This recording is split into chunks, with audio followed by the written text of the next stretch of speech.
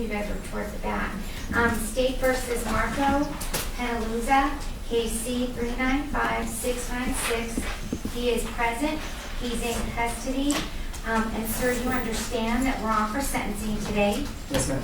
Do you know of any legal cause or reason why judgment should not be pronounced against you at this time? No, Your Honor. By virtue of your plea entered in this matter, I hereby adjudicate you guilty of attempt lewdness with the child under the age of 14. Mr. Vellani? Your Honor, pursuant to negotiations in this case, the state has no recommendation for the court's identification. The psychosexual evaluation did come back moderate high, and I have 112 days credit for time served.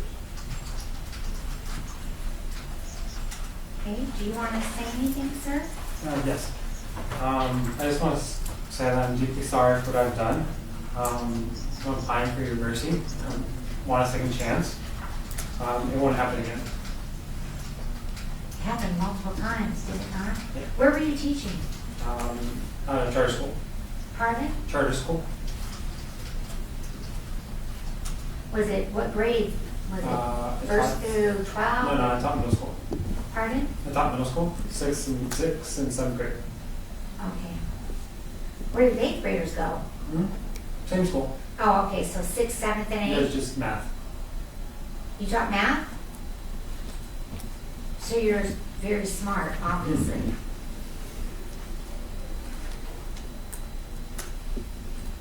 Mr. Kuhn? If we did file a sentencing memorandum in this case, I think we did get it.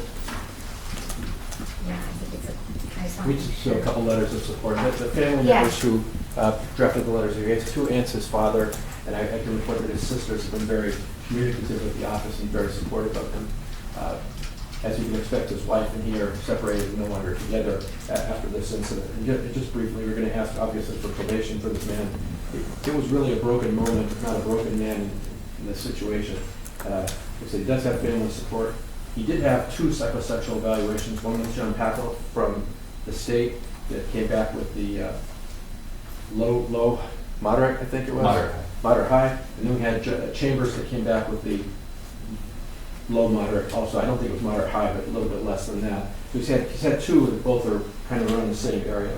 This was really a situational collapse in this man's life, which arose not so much from sexual deviance, but rather isolation, shame, grief, and terrible impulsivity on the internet. I think, though, based on the recommendations we have from both doctors, that he can be monitored. If the court's inclined to give him probation with strict adherence to counseling, I think something like intensive psychosexual behavior counseling, therapy for him personally over the loss of his marriage and things that have gone on in his past, and structured to maybe even come back in here for status checks every 6 months or a year to make sure he's doing everything he should be doing. I don't think you'll see this person ever again, unless you order him to come back to court. Like you said, he is a smart man. He did a very, very stupid thing based on impulse and grief, and with that I'll submit to you. What about the 7-year-old? I mean, I was kind of confused by the evaluation. My daughter. She's your daughter? Are there any, I mean, what would be your granted probation? Would you have any visitation rights? I'm just trying to figure that I out. don't think so. And if I do, it's like heavily monitored. Supervised. So the mother would not want, is that the impression you get, or is that what you've been told? That's the impression I'm getting. Okay. Mother. Are you all divorced yet? Not yet. Is it pending? I believe I'm she's not filed. sure. Okay, but you haven't been served with any papers? What would be your living arrangements? They're my dad. His father. Are there any minor children in his household? No.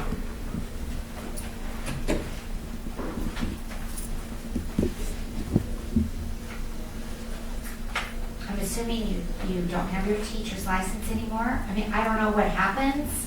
I know that you're licensed by the state, correct? Has that state board moved to suspend your license? I'm not sure. But I'm going to assume yes. Well, how would you not know that? I mean, that would be the most important thing. I mean, I have a license. I would want to know that, because that's your ability to make a living. You don't even know what the status of your teaching license is? I'm thinking it's expired. Because it was expiring when I was coming. You mean a teacher's license expires? Mhm. What do you have to do to make sure it doesn't expire? Classes.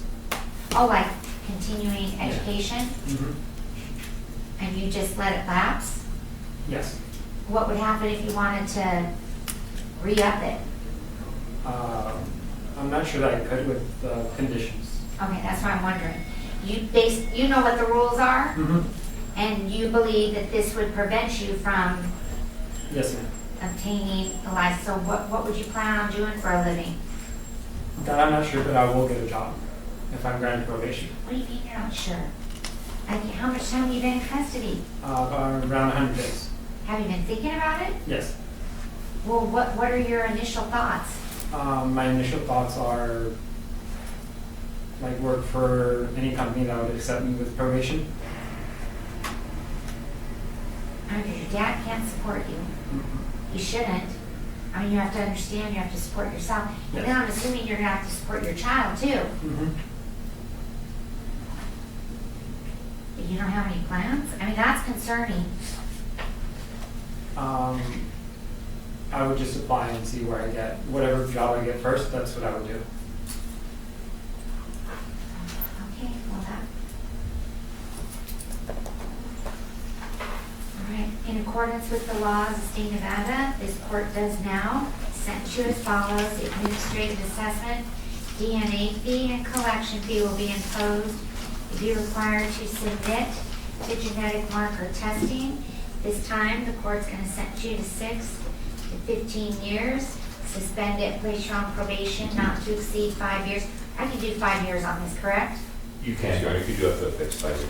Okay, so for a fixed term of 5 years with the following special conditions, you'll be subject to all the statutory conditions as outlined in NRS 176A.410. Does the state want to be heard on, I think it's subsection Q, which is like the internet? Your Honor, so that is at P&P's discretion, so I'd ask that be imposed, because there is a nexus between the use of the internet and these crimes. So I would ask that it be imposed, and I know it's argued a lot that, hey, you can't stop anybody from using the internet. All it does is give P&P the discretion to completely stop his use of the internet. If they see a problem, gives them the discretion to give him full use of the internet, and they're in the best position in the state's opinion. And or to monitor it. Correct. Right, okay, so the court's gonna impose it at the discretion of parole and probation. Like, I would not be opposed to it if there was some type of monitoring program on it. So you understand that. Because of the underlying facts, you're gonna be restricted from using the internet. It's gonna be up to your probation officer. I'll put in the minutes, I don't oppose it, limited use as long as there is monitoring of any type of internet usage. You understand that's pretty significant. If you violate that, you would probably be going to prison. Yeah, So I just want to make sure that you do understand how significant it is. Yes. Do you have any questions about that? No. Okay, the court's also going to order that you register as a sex offender within 48 hours, being released from custody. You'll also be subject to lifetime supervision. The court's going to order that you have no unsupervised visits with any minor children, including your own. You can only have visitation with your child except by supervision. Okay, do you understand that? Yes. And it would have to be an adult person that has all the knowledge of this underlying case.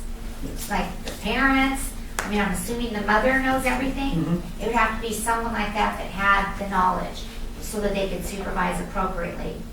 Okay, the court's also going to order that you enroll in complete sex offender specific counseling.